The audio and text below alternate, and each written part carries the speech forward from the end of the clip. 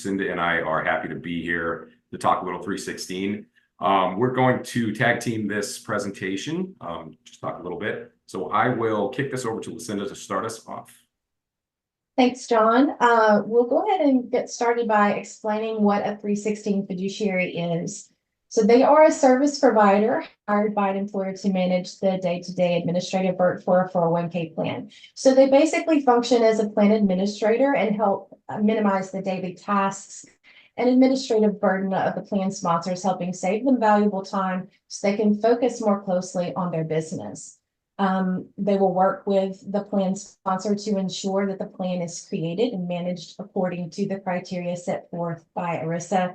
And while they're doing all of these wonderful things for the plan sponsors, it is important to remember that the employer sponsoring the plan is always responsible for the oversight of anyone they have hired to act as a plan fiduciary.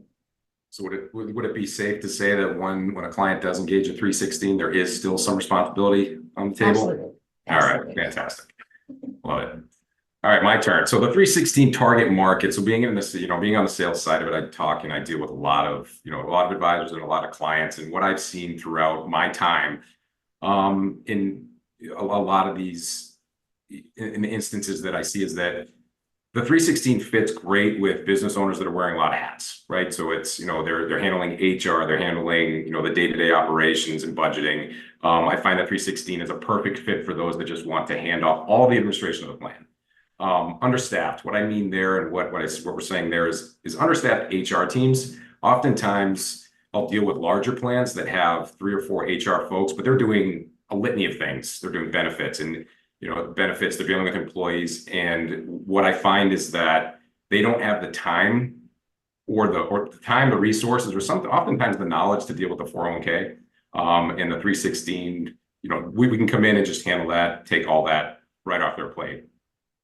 And the remote employees, this is more of a new one. And when I say new, I'm probably saying, the last 4 or 5 years. And, there's a reason for that. And I'm not going to bring it up because I think we're all done with what happened a couple of years ago.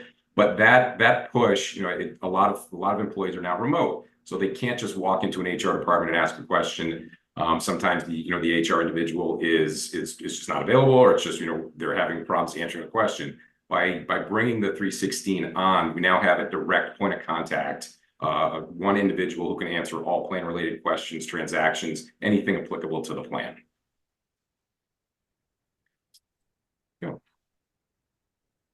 Back to you. So here are just some of the services provided by 316. Payroll submission. So a 316 provider can upload the payroll contributions to the record keeper and process those on behalf of the plan sponsor. And this can be done in a number of ways. The plan sponsor can submit a contribution file to the 316 provider, and then the 316 provider will handle it from there.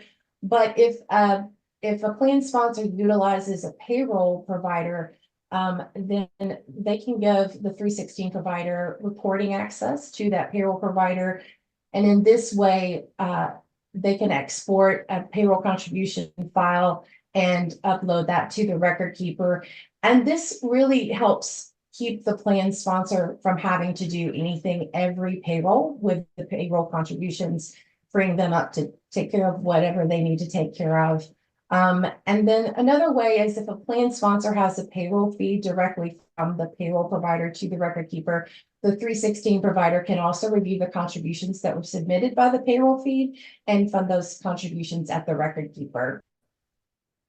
Annually, the 316 provider can send out notices on behalf of the plan sponsor, such as the summary plan description or the SVD, as well as any material modifications if any changes have been made to the plan document.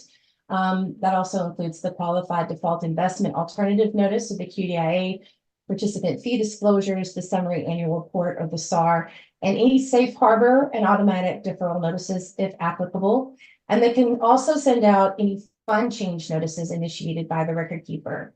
Notices are sent out to participants who are currently employed, as well as those who are terminated with the remaining balance in the plan, if the notice is applicable to them.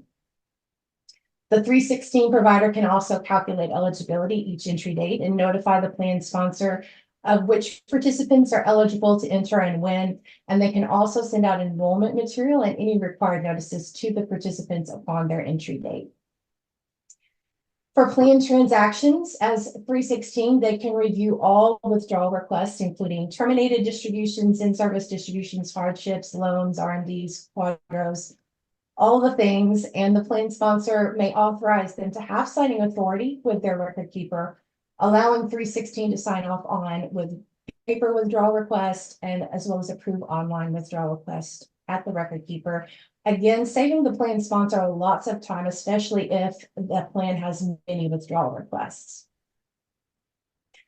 The 316 fiduciary can review vesting percentages of participants after the close of the plan year upon completion of compliance testing and annual evaluation by the third-party administrator. They can also ensure that all required annual non-discrimination testing is completed and documented, and monitor the timeliness of plan amendments and restatements to ensure that the form of the plan retains its status as a tax qualified retirement plan under the IRS code. They can sign and submit all tax filings. The 316 fiduciary can review and sign and file Form P-500 and associated schedules and attachments prepared by the third-party administrator. And of course, that also includes the Form 8955 SSA as required. And finally, the 316 provider can monitor forfeitures annually to ensure compliance with the plan document. And they monitor timeliness of contributions and loan payments to ensure they meet the regulatory requirements imposed by the DOL. If they notice contributions and payments are not being submitted timely or consistently, they can reach out to the third-party administrator as well as the plan sponsor to remind them of the time guidelines set forth by the DOL. Great. Can I ask one question? Yes. So in your day-to-day, what piece of administration is probably the hardest for plan sponsors to deal with? Is it the payroll submission? Is it census collection?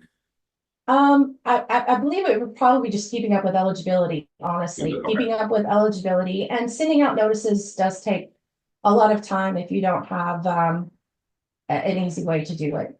Great. Cool. All right, so then what does it cost? I'll take this one.